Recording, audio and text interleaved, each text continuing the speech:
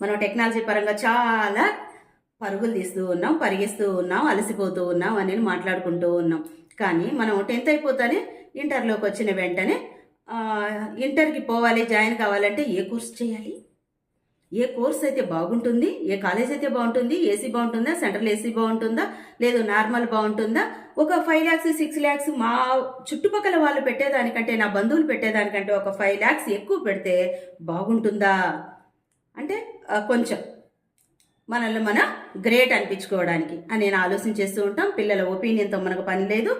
అక్కడ మనం జాయిన్ చేయించే దాంట్లో ఎలాంటి ఉపాధి అవకాశాలు ఉన్నాయో మనకు సంబంధం లేదు. మనం గ్రేట్గా పలకడానికి, గ్రేట్గా చెప్పుకోవడానికి ఒక కోర్సు ఉండాలి, ఒక హాస్టల్ ఉండాలి, ఒక కాలేజ్ ఉండాలి.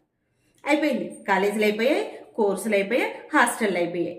మరి ఇప్పుడు ఇంటర్మీడియట్ నుంచి బయటకు వచ్చిన తర్వాత బీటెక్ అనేది జాయిన్ చేయించేస్తారు. మనకు నంబర్ ఆఫ్ వొకేషనల్ కోర్సెస్ కానీ చాలా ఉన్నాయి.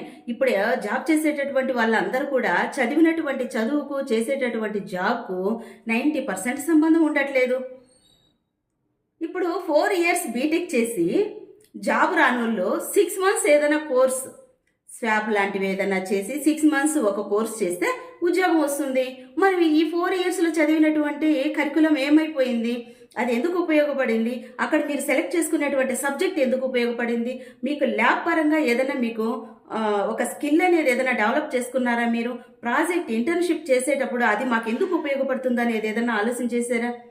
ఏం లేదు. కోర్స్ అయిపోవాలి, సర్టిఫికేట్ చేతికి రావాలి, బయటికి పోవాలి, హాస్టళ్లలో ఉండాలి, ఏదన్నా సపరేట్గా 1 year 2 years 6 months ఒక ట్రైనింగ్ తీసుకోవాలి, అప్పుడు జాబ్లో జాయిన్ కావాలి.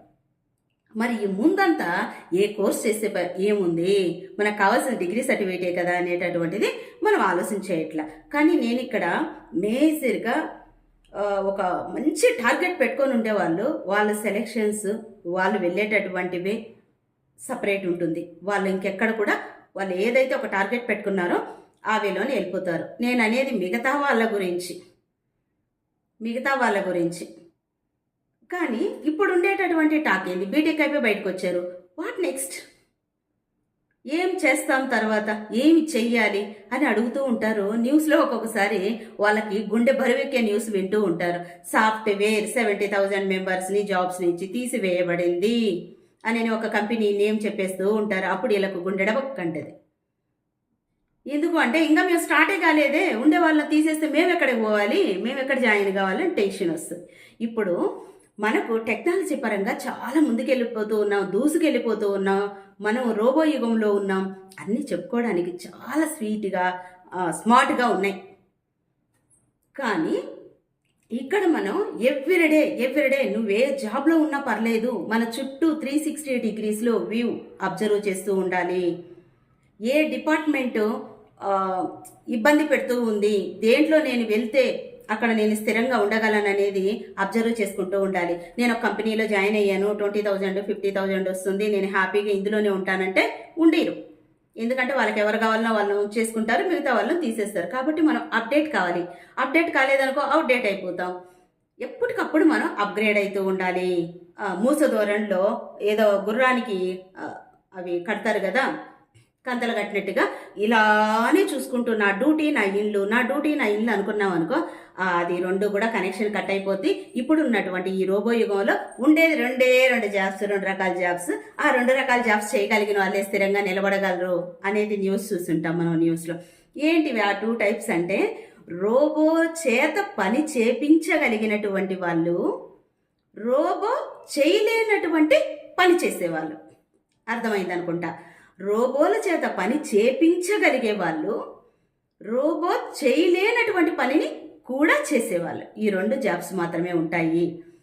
ఇంకా ఫ్యూచర్లో మనకు రాను అంటూ ఉన్నారు. కాబట్టి మన పిల్లలు ఎంత షార్ప్గా ఉండాలి, చుట్టూ ఎంత అబ్జర్వ్ చేయాలి, మనం ఒక జాబ్లో స్థిరంగా నిలబడాలి అంటే మనం స్కిల్ అనేది ఎంత డెవలప్ చేసుకోవాలి అనేది రోజు అప్డేట్ అయిపోతూ ఉన్నాయి. టెక్నాలజీ అంతా కూడా అప్డేట్ అయిపోతుంది. మనం చూస్తూ ఉన్నాం 2G 3G 4G 5G 6G.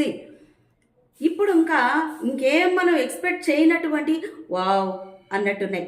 కొన్ని మనం న్యూస్లో చూస్తే ఇది వస్తుంది, ఏఐ రిలేటెడ్ ఇది వచ్చేసింది, ఈ యాప్ వచ్చింది అంటే మనకే ఫీజులు ఎగిరిపోతూ ఉన్నాయి.